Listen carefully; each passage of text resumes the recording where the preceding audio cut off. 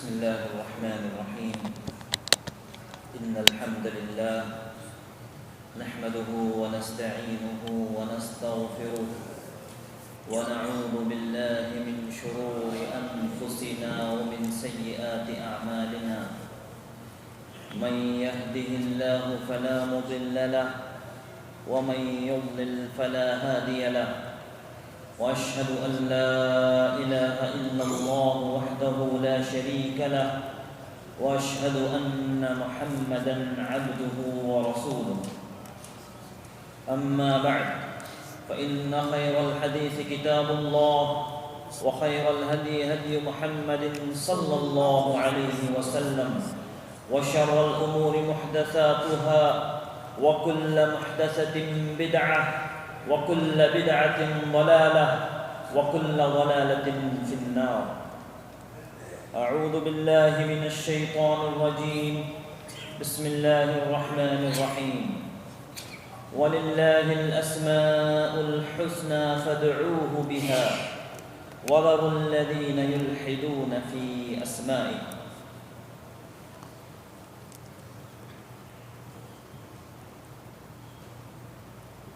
ایمان کے 6 ارکان ہیں. ان میں سے پہلا رکن اللہ پر ایمان لانا ہے، اور اللہ پر ایمان لانا اس میں 4 باتیں شامل ہوتی ہیں. اللہ کے وجود پر ایمان لانا، اللہ کی ربوبیت پر ایمان لانا، اللہ کی الوہیت پر ایمان لانا، اور اللہ کے اسماء و صفات پر ایمان لانا. انشاءاللہ آج جس موضوع پر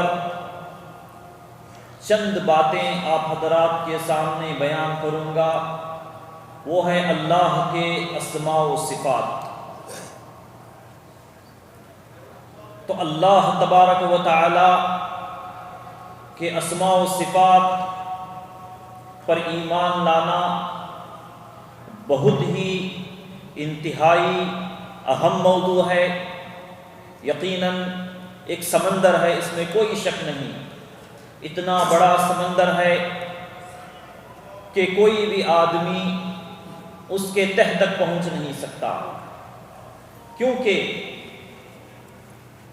سارے علوم میں اور سارے فنون میں سب سے اہم ترین علم، سب سے اشرف علم، سب سے اہمیت رکھنے والا علم اگر کوئی ہے تو اللہ تبارک و تعالیٰ کے اسماء و صفات کا علم ہے.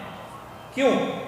اس لیے کہ اللہ تبارک و تعالیٰ، کیونکہ کوئی بھی موضوع ہو یا کوئی بھی علم ہو یا کوئی بھی فن ہو، اس کی اہمیت اس وقت بڑھ جاتی ہے جب وہ کس موضوع کے تعلق سے وہ گفتگو کر رہا ہے. مثال کے طور پر اگر حدیث کا علم ہے تو نبی صلی اللہ علیہ وسلم کے افعال، اقوال اور نبی صلی اللہ علیہ وسلم کی تقریرات کے تعلق سے ہے. اور اسی طریقے سے دنیا کا کوئی بھی علم ہے، کیمیکل انجینئرنگ ہے تو اس کا تعلق کیمیکل سے ہے. اور یہ جو علم اللہ تبارک و تعالیٰ کے اسماء و صفات کا جو علم ہے، اس کا موضوع کیا ہے؟ اللہ کی ذات ہے. اور اللہ کی ذات سے بڑھ کر کسی کی اہمیت نہیں. تو اسی لیے اس علم کی اہمیت بڑھ جاتی ہے میرے ساتھیوں. یہی وہ علم ہے جس کے ذریعے ہم اللہ تبارک و تعالیٰ کی معرفت حاصل کر سکتے ہیں، اللہ تبارک و تعالیٰ کو پہچان سکتے ہیں. کیونکہ اللہ تبارک و تعالیٰ کی جتنی معرفت ہوگی، جتنی پہچان اور شناخت ہوگی، تو اتنا زیادہ ہم اللہ سے خوف کریں گے، اللہ سے امید کریں گے، اللہ سے محبت کریں گے. اتنا زیادہ ہم عمل کریں گے، اتنا زیادہ ہم معصیتوں اور گناہوں سے بچیں گے، اتنا زیادہ ہم صبر کریں گے. یعنی ہمارے عمل کا تعلق براہ راست اللہ تبارک و تعالیٰ کی معرفت سے ہے. چاہے ہمارے عمل کا تعلق دل سے ہو، اعضاء اور جوارح سے ہو یا زبان سے ہو، ہر ایک کا تعلق جتنا زیادہ اللہ کا علم ہوگا، اللہ کی معرفت ہوگی، اتنا زیادہ خوف ہوگا، اتنی زیادہ امید ہوگی، اتنا زیادہ توکل ہوگا، اتنا زیادہ عمل ہوگا، اتنا زیادہ ہم عبادتوں کی طرف آگے بڑھیں گے۔ اور اسی طرح اس علم کی اہمیت تو بہت زیادہ ہے، اس کے فائدے تو بہت زیادہ ہیں، لیکن اب چلیے چند باتیں اللہ تبارک و تعالیٰ کے اسماء و صفات پر ایمان کے تعلق سے آپ حضرات کے سامنے بیان کرتا ہوں۔ تو اللہ کے اسماء و صفات پر ایمان لانا، سب سے پہلے اس کی تعریف جانیں گے، اس کی ڈیفینیشن جانیں گے کہ کیا مطلب ہے اس کا۔ اللہ کے اسماء و صفات پر ایمان لانے کا مطلب یہ ہے کہ اللہ تبارک و تعالیٰ نے قرآن کریم میں اور نبی صلی اللہ علیہ وسلم نے احادیث مبارکہ میں جو بھی اللہ کے اسماء حسنی یعنی بہترین نام اور صفات علیٰ یعنی بلند ترین صفتوں کا جو ذکر کیا ہے، ان پر ایمان لانا، اور جس طرح اللہ کی ذات کے لیے لائق ہے اسی طرح ان ناموں کو اور ان صفات کو گزار دینا۔ یعنی یہ تعریف ہے، اس کی تفصیل بعد میں آئے گی۔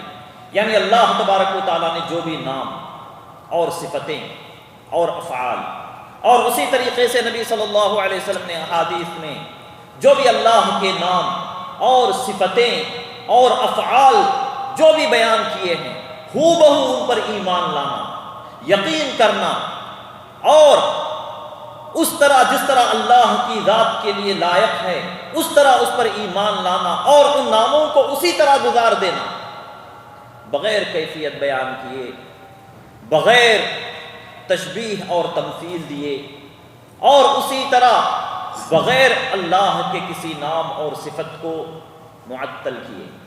تو یہ تفصیل انشاءاللہ آئے گی، لیکن آج کے درس میں مختصر طور پر ساری باتیں تو بیان نہیں ہو سکتی، جس طرح بات گزر چکی ہے کہ ایک سمندر ہے۔ لیکن ایک اور بات جو کہ انتہائی اہم بات ہے وہ یہ ہے کہ اسماء و صفات پر جو ایمان لانا ہے، بہت سے لوگ اس میں گمراہ ہو گئے۔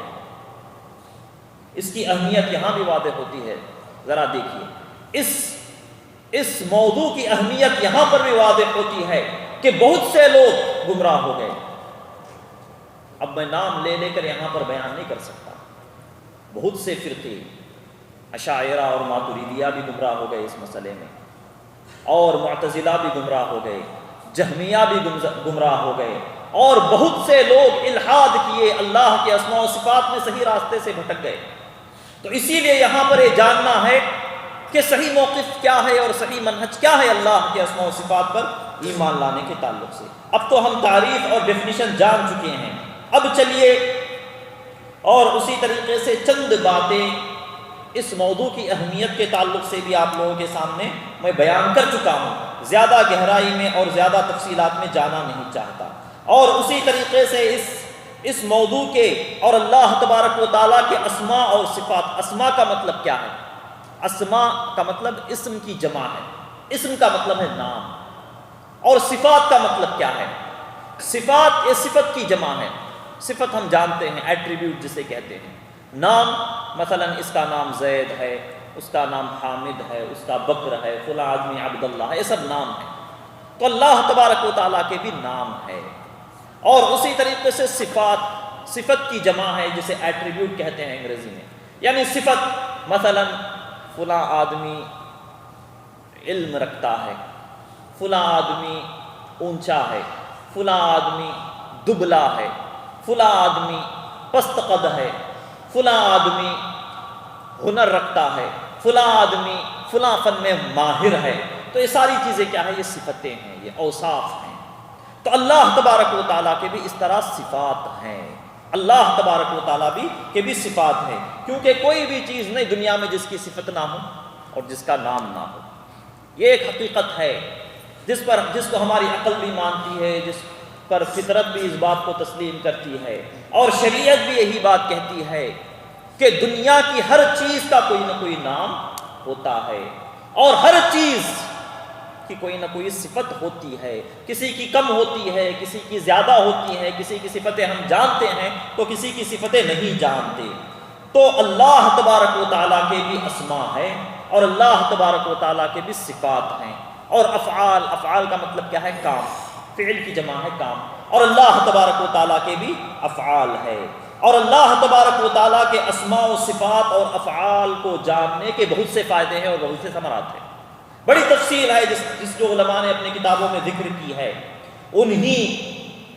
انہی باتوں میں سے ایک بات یہ ہے کہ اللہ کی معرفت حاصل ہوتی ہے، اللہ کی پہچان ہوتی ہے، اللہ کو ہم جان سکتے ہیں، اللہ کی حکمت، اللہ کا علم، اللہ کی حیات یعنی زندگی، اور اللہ تبارک و تعالیٰ کی بے شمار ان گنت صفتیں، لا تعداد اور غیر محدود صفتوں کا ہمیں علم ہوتا ہے، معرفت ہوتی ہے۔ اور جب معرفت ہوگی تو ہم اللہ سے محبت کریں گے، اس سے خوف کریں گے، اس سے امید کریں گے، اس پر توکل کریں گے، اس کے سامنے ہاتھ پھیلائیں گے، اس کے سامنے گڑ گڑائیں گے، اس کے سامنے اپنی ساری عبادتیں اور عبودیت کو ہم اس ذات کے سامنے جس کی معرفت ہوگی تو اپنی عبودیت کا بھی اس کے سامنے اظہار کریں گے۔ اور اس کا فائدہ یہ ہوگا کہ نفس کا تزکیہ ہوگا۔ جب اللہ تبارک و تعالیٰ کی صفتیں ہم جانیں گے، ایک ایک صفت کو جانیں گے، عدل کی صفت یعنی انصاف کی صفت، اللہ کی حکمت کی صفت، اللہ کے علم کی صفت، اللہ تبارک و تعالیٰ سنتا ہے، اللہ تبارک و تعالیٰ دیکھتا ہے۔ جب یہ صفتیں ہم جانیں گے تو ہم اپنے نفس کا تزکیہ کریں گے، ہمارے پاس مراقبہ ہوگا، حقیقی مراقبہ، وہ نہیں جو لوگوں نے اپنی طرف سے بنا لیا ہے۔ مراقبہ یہ ہے کہ جانو، یہ یقین کرو کہ اللہ تبارک و تعالیٰ تمہیں دیکھ رہا ہے، سن رہا ہے، جانتا ہے، دل کے وسوسوں سے بھی واقف ہے۔ جو تم اپنی زبان سے کہتے ہو، چاہے آہستہ کہتے ہو یا بلند آواز میں کہتے ہو، وہ سنتا ہے اللہ تبارک و تعالیٰ۔ اور جو کچھ بھی تم کرتے ہو، چاہے وہ تنہائی میں ہو یا لوگوں کے سامنے ہو، تو وہ اللہ تبارک و تعالیٰ دیکھتا ہے۔ یہ مراقبہ ہے کہ اللہ تبارک و تعالیٰ کا خوف کرو، اللہ تبارک و تعالیٰ سے ڈرو، قدم قدم کو پھونک کر رکھو، اللہ تبارک و تعالیٰ کی نافرمانی سے بچو اور اللہ تبارک و تعالیٰ کی اطاعتیں کرو۔ یہ تزکیہ نفس ایک بڑا موضوع ہے۔ تزکیہ نفس کا مطلب یہ ہے کہ اپنے آپ کو گناہوں سے بچانا، مختصر مفہوم یہ ہے، اور اللہ تبارک و تعالیٰ کی اطاعتوں کی طرف آگے بڑھنا۔ اور اسی طریقے سے آدمی جب جانتا ہے کہ اللہ تبارک و تعالیٰ حکمت سے متصف ہے، حکمت والا ہے، اس کی تقسیم اللہ تبارک و تعالیٰ نے جو بھی دنیا میں لوگوں کو دیا ہے اپنی حکمت پر اور عدل و انصاف اور رحمت پر دیا ہے، تو پھر انسان حسد نہیں کرے گا۔ یہ جانے گا کہ اللہ تبارک و تعالیٰ کی جو تقسیم میرے حق میں ہوئی ہے، اللہ تبارک و تعالیٰ نے جو بھی دین اور دنیا مجھے دیا ہے، جو بھی دنیاوی نعمتیں دی ہے، میرے اپنے حساب سے دی ہے، اور یہی میرے حق میں بہتر ہے، اور کوئی چیز میرے حق میں بہتر نہیں ہو سکتی۔ اور اسی طریقے سے مصیبتیں جب آتی ہیں، پریشانیاں آتی ہیں، جب اللہ تبارک و تعالیٰ کی ذات کو ہم جانیں گے، اس کی صفات کو جانیں گے تو صبر کریں گے، اطاعتوں پر صبر کریں گے، گناہوں سے بچ کر صبر کریں گے، اور جو کچھ بھی مصیبتیں، بلائیں، آفتیں جو اللہ کی تقدیر میں ہے، اس کی حکمت سے آتی ہے، اس کے ارادے سے آتی ہے، تو پھر اس کے بعد اللہ تبارک و تعالیٰ کے سامنے ہم صبر کریں گے۔ اور بھی بے شمار اس کے فوائد ہے اور بے شمار ثمرات ہے جو علماء نے ذکر کیے ہیں۔ اب چلیے اہل سنہ والجماعت اور سلف صالحین، صحابہ، تابعین اور تبع تابعین رحمہم اللہ، ان لوگوں کا کیا موقف تھا؟ کیونکہ سب سے پہلی بات یہ جان لیں کہ اللہ تبارک و تعالیٰ کے ناموں اور اللہ تبارک و تعالیٰ کی صفتوں کا سب سے زیادہ علم کس کے پاس تھا؟ نبی صلی اللہ علیہ وسلم کے پاس تھا۔ کیونکہ اللہ کے نبی صلی اللہ علیہ وسلم کہتے ہیں کہ تم میں سب سے زیادہ علم رکھنے والا میں ہوں۔ اس کے بعد سب سے زیادہ علم کس کے پاس تھا؟ صحابہ کے پاس، پھر تابعین، پھر تبع تابعین۔ کیوں؟ اس لیے کہ اللہ تبارک و تعالیٰ نے صحابہ کا ذکر کیا، نبی صلی اللہ علیہ وسلم نے صحابہ کا ذکر کیا، ان کی فضیلتیں بیان کی، ان کے لیے بشارتیں بیان کی، ان کے پاس سب سے زیادہ علم تھا، اور ان کا منہج علم پر بھی مبنی تھا، اور اسی طریقے سے ٹھوس منہج تھا، اور اسی طریقے سے بالکل صحیح سالم منہج تھا۔ اگر ہم صحابہ کے راستے پر چلیں گے، تابعین اور تبع تابعین، جتنے عقائد ہے سارے عقائد میں اگر ہم سلف صالحین کے راستے پر چلیں گے تو یوں سمجھ لیجئے ہم نے اپنے آپ کو بچا لیا، ہم نے اپنے آپ کو محفوظ کر لیا، ہم اپنے آپ کو ایک مضبوط قلعے میں رکھتے ہیں اس وقت۔ اگر ان کے منہج سے ہٹیں گے تو کوئی گارنٹی نہیں ہے، کوئی ضمانت نہیں ہے، یاد رکھ لیجئے۔ کیوں؟ اس لیے کہ ان کا منہج اعلم، احکم اور اسلم تھا، جس طریقے سے علماء نے بیان کیا ہے۔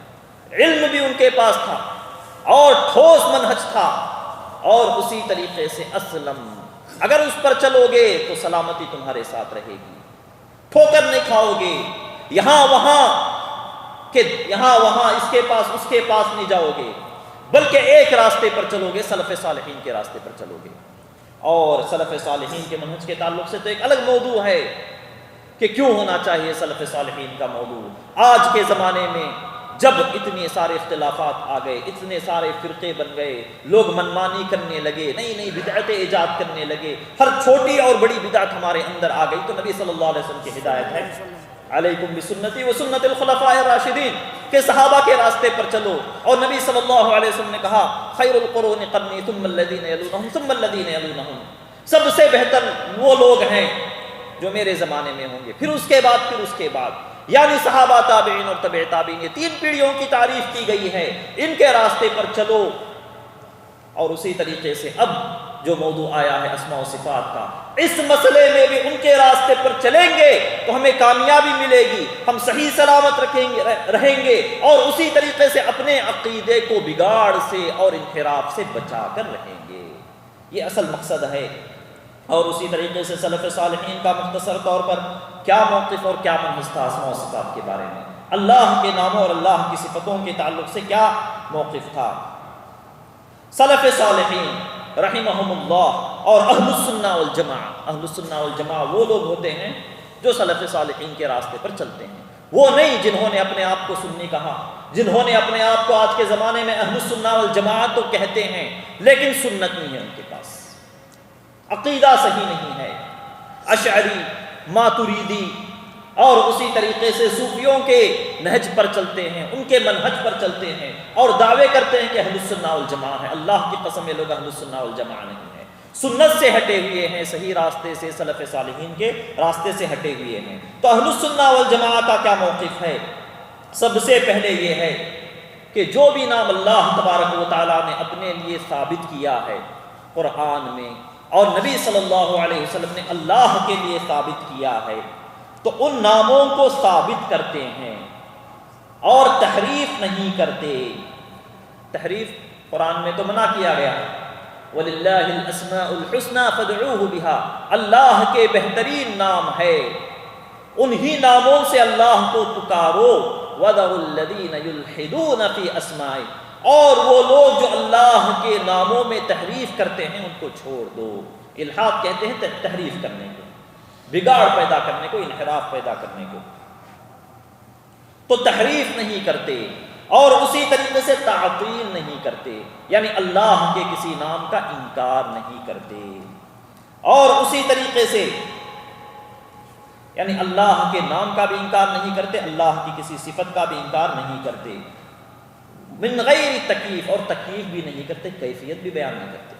اللہ تبارک و تعالیٰ کے ناموں پر اور صفتوں پر ایمان لانا ہے، اور اسی طریقے سے ناموں میں جو معنی پایا جاتا ہے اور صفتوں میں جو معنی پایا جاتا ہے ان پر بھی ایمان لانا ہے، لیکن ناموں میں جو کیفیت ہے اور صفتوں میں جو کیفیت ہے اس کا علم کس کو ہے؟ صرف اللہ کو ہے۔ کیفیت میں غور اور خوض نہیں کرنا ہے، ڈوبنا نہیں ہے، کیفیت جاننے کی کوشش نہیں کرنا ہے۔ کیوں اللہ تبارک و تعالیٰ کہتا ہے وَلَا تَقْفُ مَا لَيْسَ لَكَ بِهِ عِلْمٍ، جس کا علم نہیں ہے اس کے پیچھے نہ پڑو، اس کے ٹوہ میں نہ لگو۔ اللہ تبارک و تعالیٰ نے کیفیت کا ہمیں علم نہیں دیا، اسی لیے اہل السنہ والجماعہ کا اسماء و صفات کے تعلق سے یہ عقیدہ ہے کہ اللہ کے کسی اسم کو یا صفت کو کا انکار نہیں کرتے، اس کا معنی نہیں بگاڑتے یعنی تحریف نہیں کرتے، اور انکار نہیں کرتے یعنی تعطیل نہیں کرتے، اور اسی طریقے سے تکییف نہیں کرتے یعنی کیفیت نہیں بیان کرتے، بلکہ کیفیت کا علم اللہ کے حوالے کر دیں۔ امروہا کما جاءت بلا کیف، جس طریقے سے سلف صالحین نے کہا کہ جو بھی نام آتے ہیں، جو بھی صفتیں آتی ہیں اللہ کی، ان کو گزار دو، یعنی ان کے معنی پر ایمان لاؤ، لیکن اس کے جو معنی کی جو کیفیت ہے، مثلا مثال کے طور پر انسان ہے، انسان چلتا ہے، اس کی یہ صفت ہے چلنا، ٹھیک ہے، لیکن کیسے چلتا ہے یہ کیا ہے؟ یہ کیفیت ہے۔ تو ہم انسان کو جانتے ہیں، انسان کی ذات کو جانتے ہیں، اس کے ناموں کو جانتے ہیں، صفتوں کو جانتے ہیں، تو اس کی کیفیت کو بھی جانتے ہیں، لیکن اللہ تبارک و تعالیٰ نے جب اس کی ذات کا علم نہیں دیا ہمیں، تو کیسے کیفیت کا علم ہوگا؟ تو اسی لیے اللہ تبارک و تعالیٰ کی ذات کو کبھی انسان پر قیاس نہ کرو، انسان پر قیاس نہ کرو، مخلوق پر قیاس نہ کرو، تو وہی بات آ رہی ہے۔ اور اسی طریقے سے اہل السنہ والجماعہ کیفیت بھی بیان نہیں کرتے اور مثال بھی، تمثیل بھی نہیں کرتے، یعنی تمثیل اور تشبیہ بھی نہیں کرتے۔ لیس کمثلہ شیء، اس لیے کہ اللہ تبارک و تعالیٰ قرآن کریم میں فرماتا ہے لیس کمثلہ شیء، کہ اللہ کی طرح کوئی نہیں ہے، یعنی اللہ کی طرح نہ ذات میں ہے، نہ صفات میں ہے، اور نہ ہی کیفیت میں ہے۔ کسی بھی اعتبار سے اللہ کی طرح کوئی نہیں ہے، نہ ذات میں ہے، نہ نام میں ہے، نہ صفات میں ہے، صرف جو ہے مشترک الفاظ ہو سکتے ہیں، لیکن جو ہے کیفیت بالکل الگ ہے۔ اسی لیے تشبیہ نہیں کرتے۔ مثلا کوئی یہ کہے کہ اللہ تبارک و تعالیٰ کا علم مخلوق کی طرح ہے، تو گویا کہ اس نے کیا کیا؟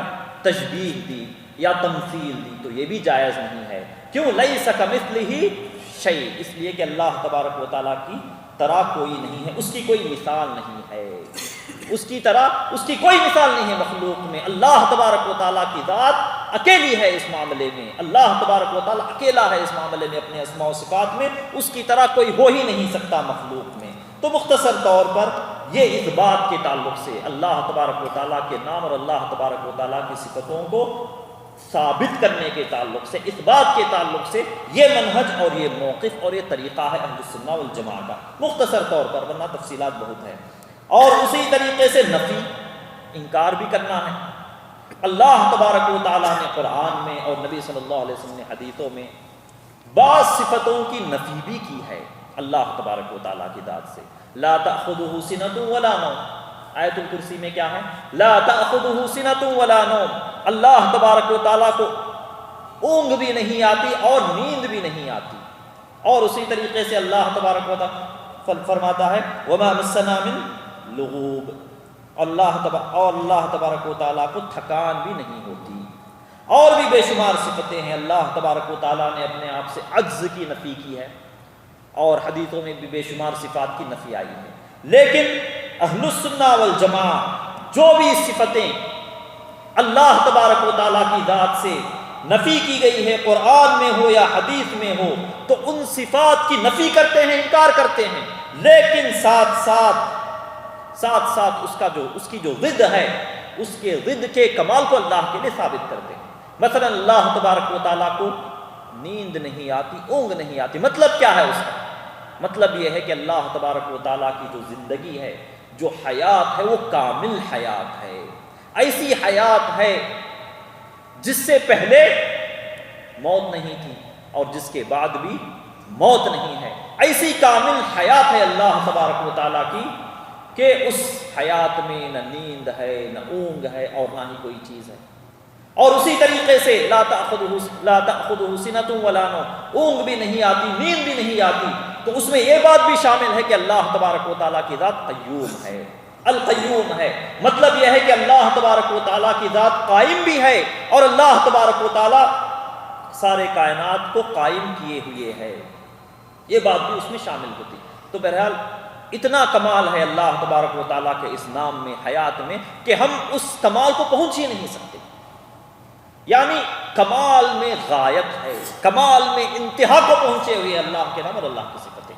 یہ اہل السنہ والجماعہ کا عقیدہ ہے کہ جتنے نام ہیں اور جتنی صفتیں ہیں اللہ تبارک و تعالیٰ کی، کمال میں ایک غایت کو، انتہا کو پہنچے ہوئے ہیں کہ آدمی کوشش کرتا ہے جاننے کی۔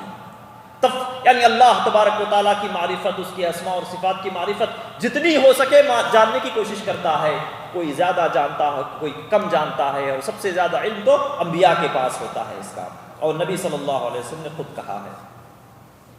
لیکن جو نفی کا جو معاملہ ہے، جب نفی کرتے ہیں اہل السنہ والجماعہ اور سلف صالحین نے ان صفات کی جو نفی کی ہے جو اللہ تبارک و تعالیٰ نے خود سے نفی کی ہو، اور نبی صلی اللہ علیہ وسلم نے اللہ کی ذات سے بھی نفی اور انکار کی ہو، تو ساتھ میں یہ بھی جاننا ضروری ہے کہ اس کا جو ضد ہے، اس کی جو اپوزٹ ہے، اس کے کمال کو بھی اللہ کے لیے ثابت کرنا ہے۔ کیونکہ کبھی کبھی صرف نفی کرتے جائیں گے، انکار کرتے جائیں گے تو ضروری نہیں کہ ہمیشہ اس میں کمال پایا جائے، کبھی کبھی مذمت کے لیے بھی ہوتا ہے، جس طریقے سے عربی زبان میں استعمال ہوا ہے۔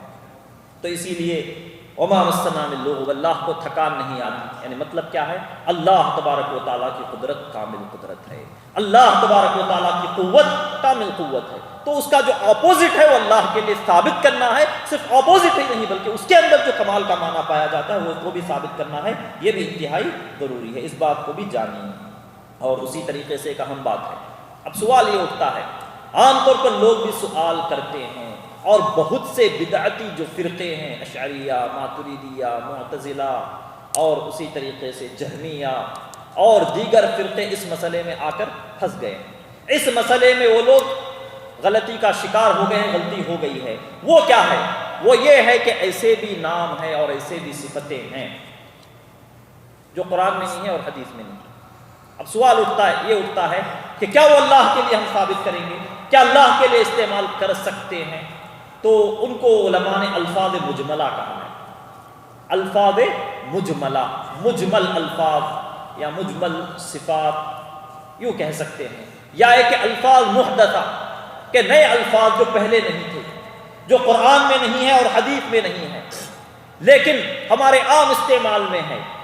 تب سوال اٹھتا ہے کہ کیا وہ نام اللہ کے لیے ثابت کر سکتے ہیں یا نہیں؟ مثال کے طور پر جسم کا لفظ ہے، جسم کیا اللہ کے لیے جسم ہے؟ اسی طریقے سے جہت کا لفظ ہے، کیا اللہ کے لیے جہت ہے؟ جسم تو ہم جانتے ہیں، جہت کا مطلب ڈائریکشن ہے، تو حیز اور بے شمار چیزیں ہیں، بہت سے الفاظ مجمل الفاظ ہیں، تو اس میں کیا موقف ہونا چاہیے؟ اس میں اہل السنہ والجماعہ کا یہ موقف ہے کہ جہاں تک نام کا مسئلہ ہے، قرآن میں نہیں ہے، حدیث میں نہیں ہے، تو اللہ کے لیے ثابت نہیں کرتا۔ جہاں تک نام کا مسئلہ ہے تو اللہ کے لیے ثابت کرنا جائز نہیں ہے۔ یہ کہنا کہ اللہ کے لیے جسم ہے یا اللہ تبارک و تعالیٰ کے لیے جہت ہے، یہ نام استعمال کرنا بہرحال صحیح نہیں ہے اللہ کے لیے۔ لیکن اب سوال یہ اٹھتا ہے کہ اس نام کے اندر جو معنی پایا جاتا ہے کیا وہ اللہ کے لیے ثابت کر سکتے ہیں؟ تو جو بھی شخص استعمال کرتا ہے یہ لفظ، جسم کا لفظ یا حیز کا لفظ یا جہت کا لفظ استعمال کرتا ہے، تو اس سے ہی تفصیل پوچھی جائے گی کہ تم یہ الفاظ تو استعمال کر رہے ہو لیکن اس الفاظ سے کیا مراد لے رہے ہو؟ مثال کے طور پر اگر وہ یہ کہتا ہے کہ جسم کا مطلب یہ ہے کہ جس طرح انسان کا جسم ہے، گوشت بھی ہے، خون بھی ہے، ہڈی بھی ہے اور محتاج بھی ہے اور بھی بہت سی چیزیں، اگر وہ مراد لیتا ہے تو اللہ کے لیے ثابت نہیں ہے، تو اللہ کے لیے یہ معنی ثابت نہیں ہے۔ لیکن اگر ایک ایسا معنی بیان کرتا ہے جو اللہ کے لیے ثابت ہے، مثلا وہ کہتا ہے کہ ایک ایسی ذات مراد لیتا ہوں جو بالکل مخلوق سے الگ ہے، متباین ہے اور بالکل بلندی پر ہے اور اس کے لیے وہ ساری صفتیں ہیں، وہ نام ہے جو اس کے لیے لائق ہے، یعنی ایک صحیح معنی مراد لیتا ہے، تو ہم کہیں گے کہ ہاں یہ معنی ثابت ہے۔ تو اسی لیے الفاظ مجملہ جو ہے، جہاں تک نام کے استعمال کرنے کا مسئلہ ہے اللہ کے لیے تو نام استعمال کرنا جائز نہیں ہے، کیونکہ قرآن میں ہے نہ حدیث میں ہے۔ لیکن جہاں تک مسئلہ اس کے معنی کا ہے تو اس کے معنی کی تفصیل خود استعمال کرنے والی سے پوچھی جائے گی کہ کیا مراد لے رہے ہو۔ اگر ایسا معنی مراد لیتا ہے، بیان کرتا ہے جو اللہ کی ذات کے لیے لائق نہیں ہے تو ہم نفی کریں گے، لیکن ایسا معنی مراد لیتا ہے جو اللہ کی ذات کے لیے لائق ہے، بالکل ثابت ہے قرآن و حدیث کی روشنی میں اور سلف صالحین کے عقیدے اور منہج کی روشنی میں، تو بالکل اس کے لیے ثابت کریں گے۔ جس طریقے سے مثال کے طور پر جسم کا لفظ ہے اور اسی طریقے سے مکان کا لفظ ہے اور جہت ہے، حیز ہے وغیرہ وغیرہ جو الفاظ مجملہ ہے۔ تو سلف صالحین کا طریقہ یہ ہے، اہل السنہ والجماعہ کا طریقہ یہ ہے۔ اب کیوں اہل السنہ والجماعہ کے طریقے ہی کو لینا چاہیے، بعد کے لوگوں کے طریقے اور منہج کو کیوں نہیں لینا چاہیے؟ یہ الگ مستقل موضوع ہے، لیکن حقیقت یہ ہے کہ قرآن اور حدیث میں بھی اس کی دلائل موجود ہیں اور اسی طریقے سے عقل بھی اسی بات کو تسلیم کرتی ہے کہ جس ذات کی تم عبادت کرتے ہو وہ ذات ایسے ناموں اور ایسی صفتوں سے متصف ہو جس میں کمال ہو، جس کے اندر کسی قسم کا نقص نہ ہو، تو عقل بھی یہ بات تسلیم کرتی ہے کہ سلف صالحین کا راستہ ہی صحیح ہے، اور ہماری فطرت بھی اسی بات کو تسلیم کرتی ہے کہ سلف صالحین کا راستہ ہی صحیح ہے، اور وہی منہج سلیم منہج ہے، اسی میں ہماری سلامتی ہے، ہمارے عقیدے کی حفاظت ہے، ہمارے منہج کی حفاظت ہے، اور ہماری آخرت کی بھی اسی کے اندر حفاظت ہے۔ اور اسی طریقے سے بہت سی چیزیں ہیں، لیکن وہ لوگ بہت سے اشعری، بہت سے ماتریدی اور اشعری، اور بہت سے معتزلی، اور بہت سے جہمی، جو زندگی بھر علم کلام میں مشغول تھے، زندگی بھر علم کلام میں، مثالیں تو بے شمار ہیں، جس طریقے سے ابو حامد الغزالی، ہم تو سنتے ہیں بارہا علامہ غزالی کا نام، اور اسی طریقے سے ابو المعالی الجوینی اور فخر الدین الرازی، اور اسی طریقے سے بہت سے علماء اور بہت سے علامہ جو پوری زندگی علم کلام اور منطق میں لگا دیے، اور اشعری اور ماتریدی، بلکہ معتزلی بھی، کئی معتزلی بھی توبہ کیے ہیں۔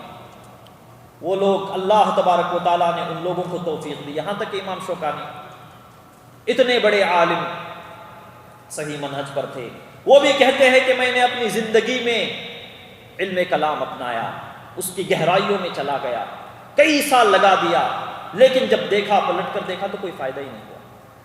اور اسی طریقے سے امام جوینی، اتنے بڑے عالم، اور فخر الدین الرازی، انہوں نے کہا، ان کی تو پوری زندگی ہی اس میں لگ گئی، لیکن انہوں نے توبہ کی اور یہ کہا کہ اتنے سال میں نے لگا دیے اسماء و صفات کے معاملے میں، اور بھی دیگر علم کلام کے مسئلوں میں گہرائیوں میں گیا، لیکن نتیجہ کچھ نہیں کیا۔ اب سوال یہ اٹھتا ہے، ایک اہم سوال ہے کہ آخر لوگ بہک کیوں گئے؟ آخر لوگ سلف صالحین کے راستے سے الگ کیوں ہو گئے؟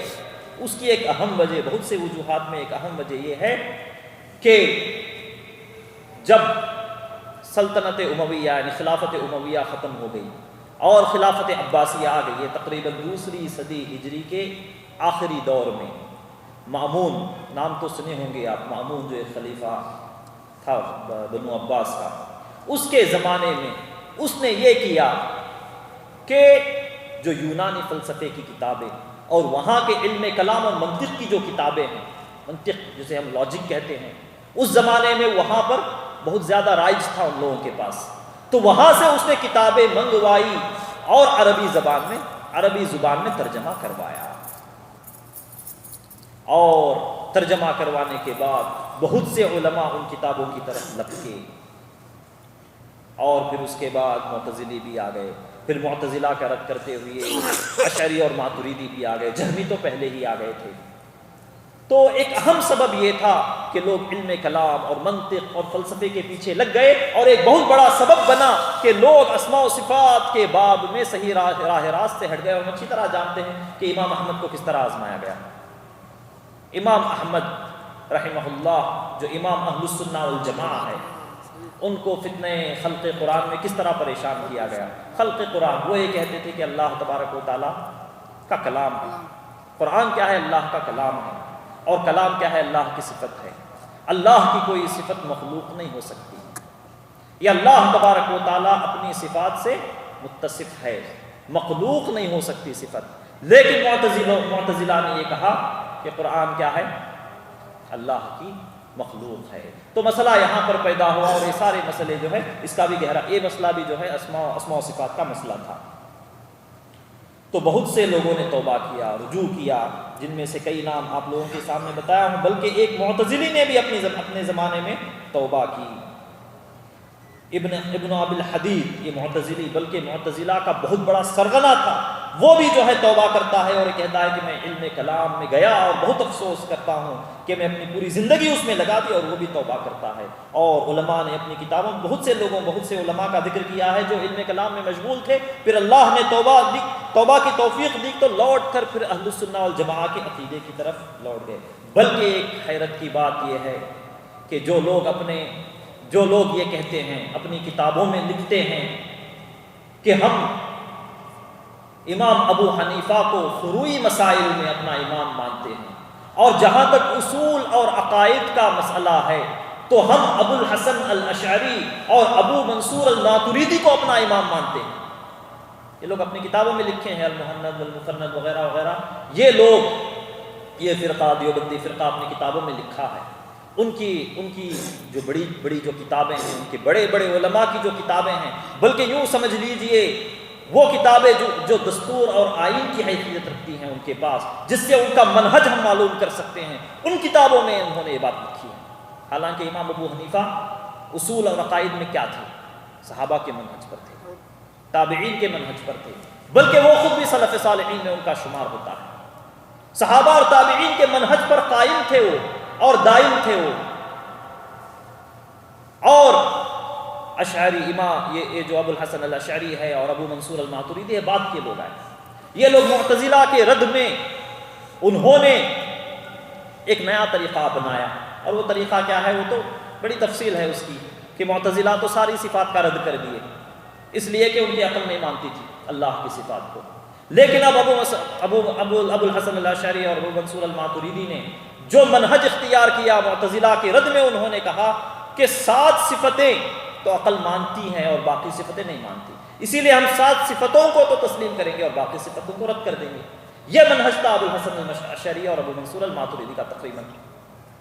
تو آج بڑے فخر سے لوگ اپنی کتابوں میں لکھتے ہیں، پڑھتے ہیں، پڑھاتے ہیں اور یہ کہتے ہیں کہ ہم ابو الحسن الاشعری اور ابو منصور الماتریدی کو اصول میں اپنا امام مانتے ہیں، اور فروعی مسائل میں، چھوٹے چھوٹے مسائل، فقہی مسائل میں، معاملات کے جو مسائل ہیں، ان مسائل میں امام ابو حنیفہ کو اپنا امام مانتے ہیں۔ ہونا تو یہ چاہیے تھا کہ اصول اور فروع دونوں میں ان کو اپنا امام مانتے، لیکن انہوں نے اصول اور فروع میں تقسیم کر دیا، اور اصول میں جہاں پر امام ابو حنیفہ کو ماننا تھا وہاں پر نہیں مانے، اور چھوٹے مسائل میں انہوں نے امام ابو حنیفہ کو ڈال دیا۔ تو اللہ تعالیٰ ان لوگوں کو ہدایت دے، ان لوگوں کو اہل السنہ والجماعہ اور سلف صالحین کے منہج کی طرف لوٹائے۔ امام ابو حنیفہ کہتے ہیں کہ اللہ تبارک و تعالیٰ عرش پر ہے، اور جو شخص یہ کہتا کہ میں نہیں جانتا اللہ تبارک و تعالیٰ کہاں ہے، تو امام ابو حنیفہ رحمہ اللہ کے الفاظ ہے کہ اس شخص سے توبہ کروائی جائے گی، اس لیے کہ وہ کافر ہو گیا۔ امام ابو حنیفہ کی نظر میں وہ شخص کافر ہو گیا، اگر وہ توبہ نہیں کرتا تو اس کی گردن اڑا دی جائے گی، اس کو قتل کر دیا جائے گا۔ یہ تک امام ابو حنیفہ نے کہا ہے، یہ الفاظ موجود ہے، ان کے جملے موجود ہیں، صرف اتنے ہی نہیں اور بھی دیگر جملے موجود ہیں کہ صاف الفاظ میں انہوں نے کہہ دیا کہ اللہ تبارک و تعالیٰ عرش پر ہے، اور جو یہ کہتا کہ میں نہیں جانتا اللہ تبارک و تعالیٰ کہاں ہے تو وہ کافر ہو گیا امام ابو حنیفہ کی نظر میں۔ اور یہ لوگ بڑے فخر سے کہتے ہیں کہ ایسے بھی لوگ ہیں جو ان میں سے یہ کہتے ہیں کہ اللہ تعالیٰ کہاں ہے نہیں معلوم، کوئی مکان نہیں، کوئی جہت نہیں، لا مکان ہے۔ اور ایسے بھی لوگ ہیں جو یہ کہتے ہیں وحدت الوجود کے عقیدے سے متاثر ہو کر یہ کہتے ہیں کہ اللہ تعالیٰ ہر جگہ ہے۔ اور امام ابو حنیفہ ان کے امام یہ کہتے ہیں کہ اللہ تبارک و تعالیٰ 7 آسمانوں کے اوپر، عرش کے اوپر ہے، استوى علی العرش الرحمن، کہ اللہ تبارک و تعالیٰ عرش پر مستوی ہے، قرآن میں 7 جگہ موجود ہے۔ اور یہ لوگ اللہ تبارک و تعالیٰ کے لیے علو کی صفت کا انکار کرتے ہیں، اللہ کے لیے عرش کی صفت کا انکار کرتے ہیں، اور اللہ تبارک و تعالیٰ کہاں ہے بیچاروں کو معلوم ہی نہیں۔ کھلے الفاظ میں ہے قرآن میں اور کھلے الفاظ میں حدیث میں ہے۔ تو اللہ تبارک و تعالیٰ ان لوگوں کو ہدایت دے، صحیح راستے کی ہدایت دے، آمین یا رب۔ تو بہرحال یہ کافی لمبا چوڑا موضوع ہے، لیکن اب مختصر طور پر اللہ کے ناموں کے تعلق سے چند قواعد اور ضوابط، اور اسی طریقے سے اللہ کی صفتوں کے تعلق سے چند قواعد اور ضوابط بیان کر کے اپنی بات کو ختم کرتا ہوں۔ سب سے پہلے اللہ کے اسماء حسنیٰ کے تعلق سے ضوابط کہ کیا قاعدے ہیں جو علماء نے اور اہل سنہ والجماعہ نے بنائے ہیں۔ سب سے پہلے یہ ہے کہ اللہ تبارک و تعالیٰ کے سارے اسماء حسنیٰ کمال درجے کے ہیں، یعنی اپنے کمال میں غایت اور انتہا کو پہنچے ہوئے ہیں، آخری مقام کو پہنچے ہوئے ہیں۔ اس لیے اللہ تبارک و تعالیٰ فرماتا ہے وَلِلَّهِ الْأَسْمَاءُ الْحُسْنَى فَادْعُوهُ بِهَا، اللہ تبارک و تعالیٰ کے بہترین نام ہے۔ الحسنى کیا ہے؟ یہ الحسنى نکلا ہے اس میں تبدیل سے، یعنی مطلب یہ ہے کہ حسن میں اور کمال میں اپنی انتہا کو پہنچے ہوئے ہیں، آخری غایت اور درجے کو پہنچے ہوئے ہیں۔ یعنی مطلب یہ ہے کہ اللہ کے ناموں میں کسی قسم کا کوئی نقص اور عیب نہیں ہے، بلکہ اللہ تبارک و تعالیٰ کے ناموں میں اتنا کمال ہے کہ ذرا بھی نقص کا بھی احتمال نہیں ہے۔ بلکہ اتنا ہی نہیں، بلکہ اللہ تبارک و تعالیٰ کے ناموں میں اتنا کمال ہے کہ کسی بھی اعتبار سے کوئی نقص نہیں ہے، یعنی کسی بھی صورت سے کوئی نقص نہیں پایا جاتا۔ اس لیے ہم دیکھتے ہیں، تو ایک اہم بات یہاں پر جاننا ضروری ہے کہ اللہ تبارک و تعالیٰ کے اسما تو بے شمار ہے، لیکن اللہ تبارک و تعالیٰ کی صفات اللہ کے ناموں سے بھی زیادہ ہے۔ کیوں؟ اس لیے کہ ہر نام میں صفت پائی جاتی ہے۔ اس طریقے سے اللہ تبارک و تعالیٰ السمیع ہے، تو السمیع نام ہے اور اس کے اندر صفت کیا ہے؟ سمع کی صفت، کہ اللہ تبارک و تعالیٰ سنتا ہے۔ لیکن ہر صفت سے نام نہیں بنا سکتے، جائز نہیں ہے، اس لیے کہ اللہ تبارک و تعالیٰ کے نام توقیفی ہے، جس طرح بات آئے گی۔ تو ہر صفت سے نام نہیں بنایا جا سکتا، لیکن جس طریقے سے اللہ تبارک و تعالیٰ کے لیے استوا کی صفت ہے کہ اللہ تبارک و تعالیٰ مستوی ہوا عرش پر، اللہ تبارک و تعالیٰ کے لیے ارادے کی صفت ہے کہ اللہ تبارک و تعالیٰ ارادہ کرتا ہے، لیکن کیا اس سے اللہ تبارک و اس صفت سے کیا نام بنائیں گے؟ ثابت نہیں ہے، کیونکہ نام کے لیے قرآن یا حدیث کی دلیل کی ضرورت ہے کہ اللہ تبارک و تعالیٰ کے لیے کوئی نام ثابت کرنا یا اللہ تبارک و تعالیٰ کے لیے صفت بھی اگر ثابت کرنے کے لیے دلیل چاہیے۔ تو بہرحال پہلی چیز یہ ہے کہ اللہ تبارک و تعالیٰ کے سارے ناموں میں کمال پایا جاتا ہے، غایت درجے کا کمال پایا جاتا ہے، اور کسی بھی اعتبار سے کوئی نقص نہیں ہے۔ جس طریقے سے اللہ تبارک و تعالیٰ کے لیے کہنا کہ عاجز ہے، جائز نہیں ہے۔ اور اسی طریقے سے اللہ تبارک و تعالیٰ، کیونکہ بعض نام ایسے بھی ہیں یا کہ بعض صفتیں ایسی ہیں کہ جن کے اندر ایک اعتبار سے کمال ہے، ایک اعتبار سے نقص ہے۔ جس طریقے سے مکر کا لفظ ہے، مکر کرنا، اللہ تبارک و تعالیٰ اس صفت کو اپنے لیے ثابت کیا ہے، لیکن مقابلے میں ثابت کیا ہے کہ یہ لوگ مکر کرتے ہیں تو اللہ تبارک و تعالیٰ بھی مکر کرتا ہے۔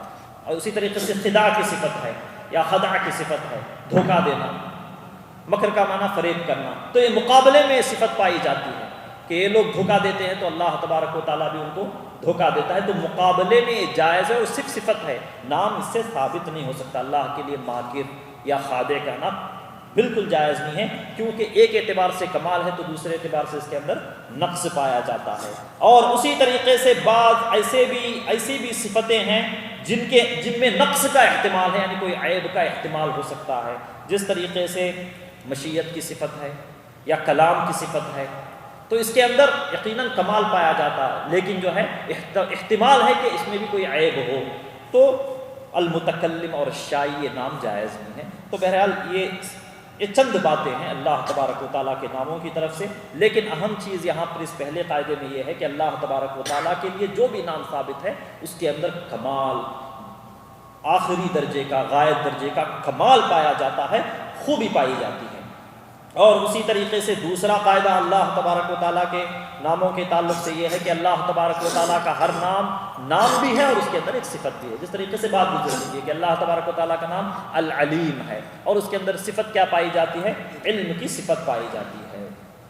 اور اسی طریقے سے تیسرا قاعدہ یہ ہے، سارے قاعدے تو میں بیان نہیں کروں گا، لیکن چند اہم قاعدوں کی طرف اشارہ کرتے ہوئے آگے بڑھوں گا۔ اور اسی طریقے سے تیسرا قاعدہ یہ ہے کہ اللہ تبارک و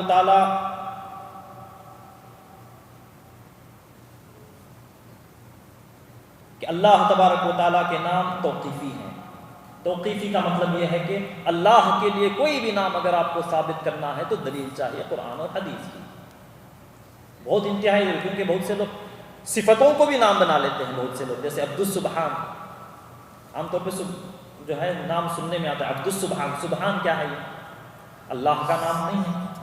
اور اسی طریقے سے ہمارے پاس ایک نام بڑا مشہور ہے عبد الستار، ستار کہتے ہیں، تو حقیقت میں جو ثابت ہے حدیثوں میں ان اللہ حی ستیر، الستیر ثابت ہے اللہ کے لیے، ستار یہ ثابت نہیں ہے حدیثوں میں۔ اور اسی طریقے سے بہت سے نام ہیں جس میں علماء میں اختلاف بھی پایا جاتا ہے۔ جب اختلاف پایا جائے کیا یہ نام ہے اللہ کے لیے ثابت یا نہیں ہے، تو ایسی صورت میں کیا کرنا ہے؟ علماء سے رجوع کیجیے۔ اور دوسری چیز یہ ہے کہ جب کافی زیادہ اختلاف ہو کسی بھی نام کے بارے میں تو بہتر ہے اس نام سے بچنا ہے، تو اسی لیے جب جہاں کہیں بھی عبد کی اضافت، شروع میں عبد لگائیں گے پھر اس کے بعد اللہ کا نام ذکر کریں گے کہ عبداللہ اللہ کا بندہ یا الرحمن کا بندہ، العلیم کا بندہ یا الخبیر کا بندہ، جب بھی اس قسم کے نام لگائیں گے عبد کی اضافت کے ساتھ تو بہتر ہے علماء سے رجوع کریں کیا نام اللہ کے لیے ثابت ہے یا نہیں ہے، تو پھر وہ آپ لوگوں کی صحیح رہنمائی کریں گے، اس لیے کہ اللہ تبارک و تعالیٰ کے نام توقیفی ہے، اور قرآن اور حدیث کی دلیل کے بغیر اللہ کے لیے کوئی نام ثابت کرنا جائز نہیں ہے، اور عقل کی تو کوئی گنجائش ہی نہیں ہے اس میں۔ اور اسی طریقے سے اللہ تبارک و تعالیٰ کے نام غیر محدود اور لا تعداد ہے۔ عام طور پر ایک حدیث کی وجہ سے بعض لوگ شبہے میں اور ڈاؤٹ میں مبتلا ہو جاتے ہیں کہ اللہ تبارک و تعالیٰ کے شاید 99 ہی نام ہو، تو یہ بات غلط ہے۔ اللہ تبارک و تعالیٰ کے انگنت اور بے شمار نام ہیں، اتنے نام ہے کہ ہم اس کا اندازہ بھی نہیں کر سکتے۔ اللہ تبارک و تعالیٰ تو وہ لمبی چوڑی حدیث ہے، اس حدیث کے الفاظ یہ ہے کہ اللہ کے نبی صلی اللہ علیہ وسلم نے اس حدیث میں دعا فرمائی، اسألک بکل اسم هو لک، اے اللہ میں تجھ سے مانگتا ہوں ہر اس نام کے واسطے سے جو تیرا ہے، سمیت بہ نفسک، جو تو نے اپنا نام رکھا ہے، او انزلتہ فی کتابک، یا کہ جو تو نے اپنی کتاب میں نازل کیا ہے یعنی قرآن میں جو نام ہے، او علمتہ احدا من خلقک، یا کہ اپنی مخلوق میں سے کسی کو سکھایا ہے یعنی انبیاء کو، او استأثرت بہ فی علم الغیب عندک، اور ان ناموں کے واسطے سے بھی میں تجھ سے دعا کرتا ہوں جو تو نے اپنے پاس علم غیب میں خاص کر لیا ہے، یعنی کسی کو علم نہیں دیا، نہ قرآن میں اس کا ذکر ہے نہ حدیثوں میں ذکر ہے۔ تو اس کا مطلب یہ ہے کہ اس حدیث سے یہ بات بالکل واضح ہوتی ہے، اور مسند احمد کی روایت ہے، اس حدیث سے بالکل بات واضح ہوتی ہے کہ اللہ تبارک و تعالیٰ کے نام انگنت ہے، بے شمار ہے، لا تعداد ہے۔ اور رہی بات اس صحیحین کی روایت، صحیح بخاری اور صحیح مسلم کی روایت کی، جس میں نبی صلی اللہ علیہ وسلم نے فرمایا کہ ان للہ 99 اسما من احصاها دخل الجنہ، کہ اللہ تبارک و تعالیٰ کے ایسے 99 نام ہیں جو ان کو شمار کرے گا جنت میں داخل ہوگا۔ تو یہاں پر کیا ہے، ایسے نام، یعنی اللہ کے نبی صلی اللہ علیہ وسلم نے محدود نہیں کر دیا کہ اللہ تبارک و تعالیٰ کے صرف 99 نام ہیں، بلکہ نبی صلی اللہ علیہ وسلم نے یہ کہا کہ ان للہ 99 اسما من احصاها دخل الجنہ، کہ یقیناً اللہ تبارک و تعالیٰ کے ایسے 99 نام ہیں کہ جو ان ناموں کو شمار کرے گا تو وہ شخص جنت میں داخل ہوگا۔ تو یہاں پر تعداد کو محصور کرنا، محدود کرنا مراد نہیں ہے، بلکہ ایسے ناموں کا ذکر ہے، ایسے 99 ناموں کا ذکر ہے جو شمار کرے گا۔ اسی لیے علماء نے ماشاءاللہ کافی محنت کی ہے، اس میں کئی کتابیں لکھی ہے علماء نے، بے شمار علماء نے ان 99 نام کو الگ کرنے کے لیے بے شمار کتابیں لکھی ہے۔ تو احصاء میں 3 باتیں شامل ہوتی ہیں۔ پہلی بات یہ ہے شمار کرنے میں، احصاء میں جو یہ فضیلت بتائی گئی ہے کہ ان 99 ناموں کو شمار کرو گے تو جنت میں داخل ہو جاؤ گے، تو احصاء میں 3 باتیں شمار ہوتی ہے۔ پہلی بات یہ ہے کہ ان ناموں کو الگ کرنا ہے، ان ناموں کو شمار کرنا ہے۔ تو اس کا بہترین طریقہ کیا ہے، علماء نے آسانی کر دی ہے۔ اس زمانے سے لے کر آج کے زمانے تک، آج تو ماشاءاللہ ریسرچ اور تحقیق کر کے بتا دیا علماء نے کہ کون سا نام اللہ کے لیے ثابت ہے اور کون سا نام ثابت نہیں ہے، اور کون سا نام 99 ناموں میں شمار کر سکتے ہیں اور نہیں کر سکتے ہیں۔ اور اس کے بعد دوسرا مرتبہ یہ ہے کہ ان کا معنی جاننا ہے۔ ان الفاظ کا صرف جو ہے مجرد صرف جو ہے الفاظ جان لیے اور نام جان لیے یہ کافی نہیں، بلکہ اس کا معنی بھی جاننا ہے اور اس کے کیا تقاضے ہیں وہ بھی جاننا ہے۔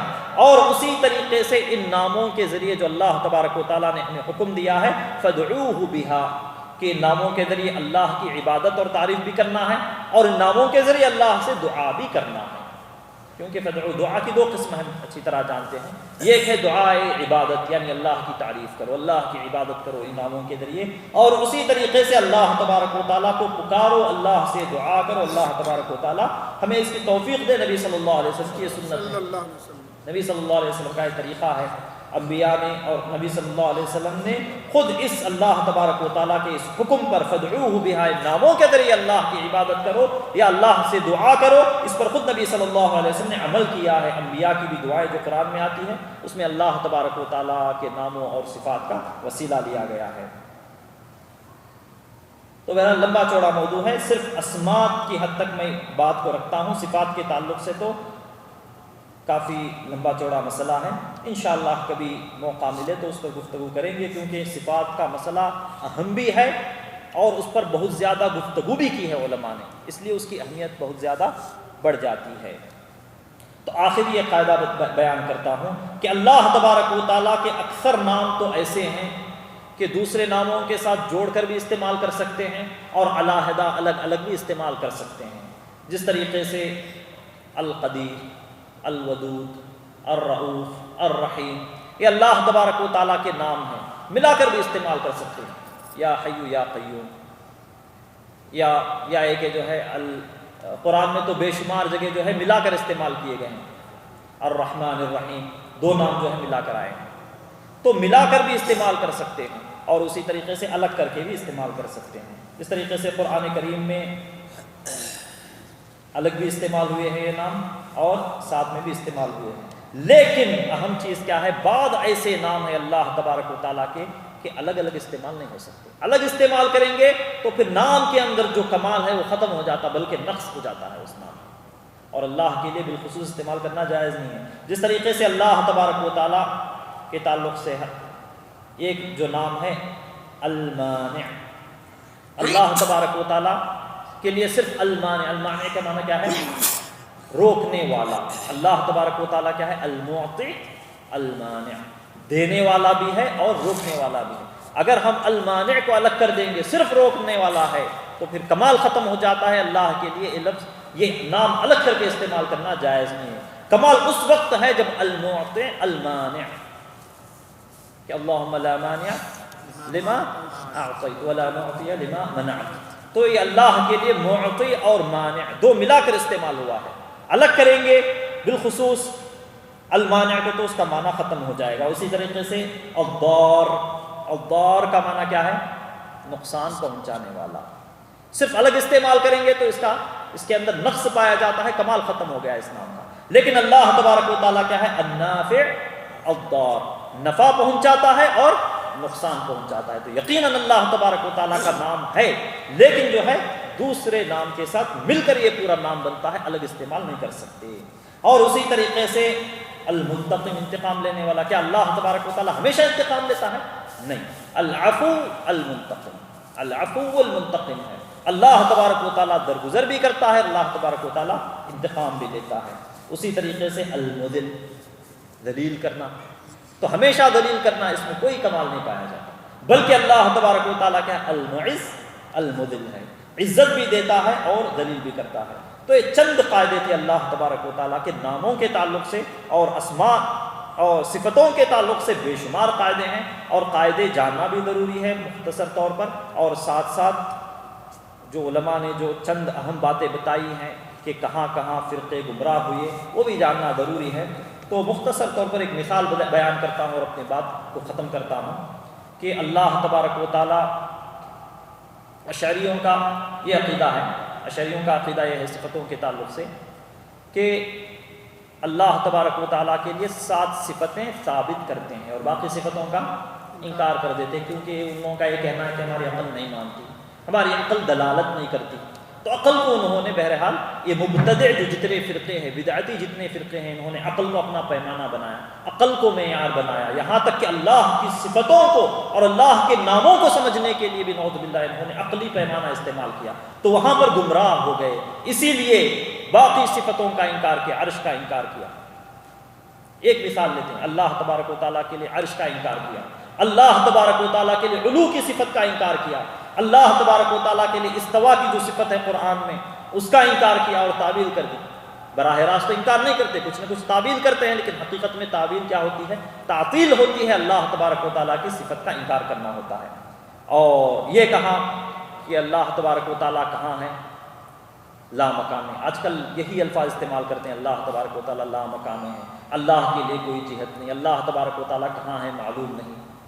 تو یہ اشعریوں کا عقیدہ ہے، یہ اشعریوں کا یہ عقیدہ ہے، لیکن بہت سے ہم لوگ یہ سمجھتے ہیں کہ شاید ان لوگوں کا یا جتنے احناف حضرات ہیں سب کا یہ عقیدہ ہے کہ شاید اللہ تبارک و تعالیٰ ہر جگہ ہے۔ بات ہرگز ایسی نہیں ہے۔ اشعری یہ کہتے ہیں، اشعری الگ ہیں کیونکہ ان کا تعلق عقیدے سے ہے، اور جہاں تک صوفیوں کا مسئلہ جو وحدت الوجود کے جو قائل ہے وہ مسئلہ الگ ہے. جو لوگ وحدت الوجود سے متاثر ہوئے ان لوگوں نے یہ کہا کہ اللہ تبارک وحدت الوجود کا مطلب کیا ہے؟ جو بھی چیز موجود ہے وہ اللہ ہے. یا ہے کہ وحدت الشہود جو بھی چیز نظر آ رہی ہے وہ اللہ ہے، یہ انہوں نے کہا. اور دوسری طرف یہ تو جو ہے وحدت الوجود یا ہے کہ وحدت الشہود کا عقیدہ رکھنے والے صوفیوں سے متاثر ہو کر، یا ہے کہ جو غالب قسم کے جو صوفی ہے جو غلو کیا صوفیت میں، ان لوگوں سے متاثر ہو کر یہ کہنے لگے. تو حنفیوں میں یہ بھی پائے جاتے ہیں، اور اسی طریقے سے دوسری طرف ایسے بھی ہیں جو خاص کر ان کے علماء یہ بات جانتے ہیں کہ وہ لوگ جو دعوے کے ساتھ کہتے ہیں کہ ہم اشعری ہے، تو اشعری حقیقت میں وحدت الوجود کے قائل نہیں ہیں. اصل جو اشعری ہے، جو ان کے جو بڑے جو علماء ہیں، پرانے جو علماء ہیں، جو اشعری جو علماء ہیں، اشعری عقیدے کو جو چلتے ہیں، جس پر چلتے ہیں، وہ لوگ وحدت الوجود کے قائل نہیں ہیں، بلکہ وہ لوگ اشعریت کے قائل ہیں. تو مثال کے طور پر علو کی صفت یہ ہے کہ اللہ تبارک و تعالیٰ کے عرش کا بھی انکار کرتے ہیں، اللہ تعالیٰ کے لیے استوا یا علو اور یہ ساری صفتوں کا بھی انکار کرتے ہیں. اللہ تبارک و تعالیٰ سے دعا ہے کہ ہمیں اس کی صحیح معرفت کی توفیق عطا کرے، اور جس طرح اللہ اس کے اسماء اور صفات اور افعال پر ایمان ہونا چاہیے اس طرح ہمارا ایمان بنائے. آمین وآخر دعوانا ان الحمدللہ رب العالمین وصلی اللہ علی نبینا محمد وعلی آلہ وصحبہ وسلم.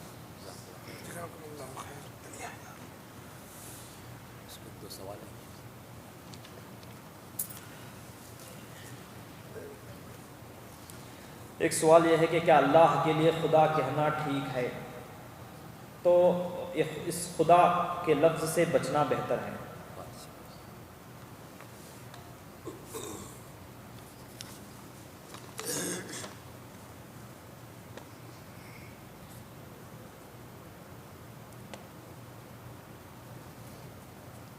ایک سوال ہے، میری امی ان کی عمر 55 سال ہے، انڈیا سے اکیلے عمرے کے لیے آ رہی ہیں، کیا ان کا عمرہ ہو جائے گا؟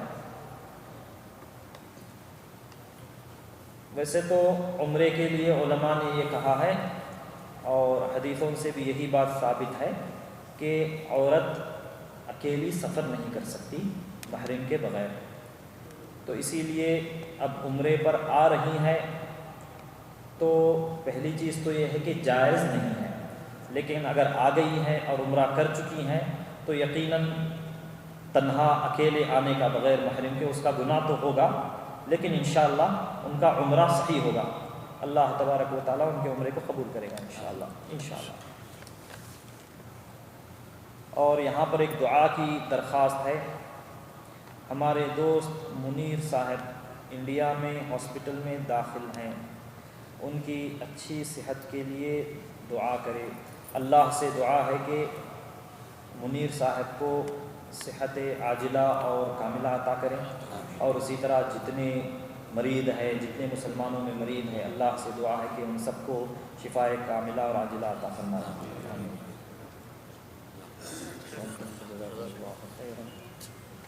خواب کے اندر نیند میں خواب میں اللہ تعالیٰ کا دیدار کر سکتے ہیں کیا؟ اللہ کا